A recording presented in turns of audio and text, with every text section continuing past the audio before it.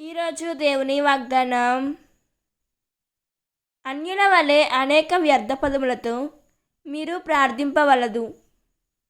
అట్లు చేసినా గాని దేవుడు తన మొరను ఆలకింపడని వారు భావింతురు. కాబట్టి వారి వలె మీరు మెలగరాదు. మీకేమి కావలనో మీరు అడగక మునిపే మీ తండ్రి ఎరిగి ఉన్నాడు. మత్తయి సువార్త 6వ అధ్యాయం 7వ వచనం.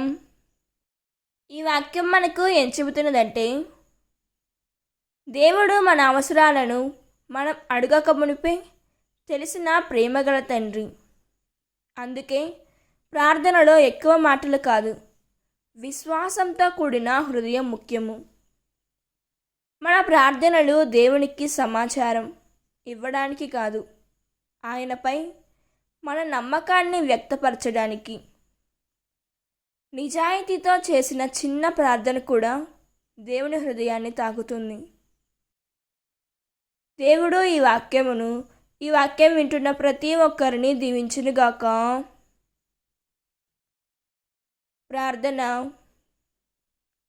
ప్రేమగల పరలోక తండ్రి, నా అవసరాలన్నిటినీ నీవి ఎరిగి ఉన్నావని నమ్ముచున్నాము. ప్రభువా, వ్యర్థమైన మాటలతో కాక విశ్వాసముతో నీ సన్నిధికి వచ్చుటకు నాకు కృపనివ్వుము తండ్రి.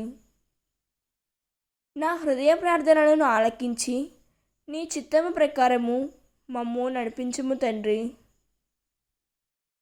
ఆమేన్. God bless you.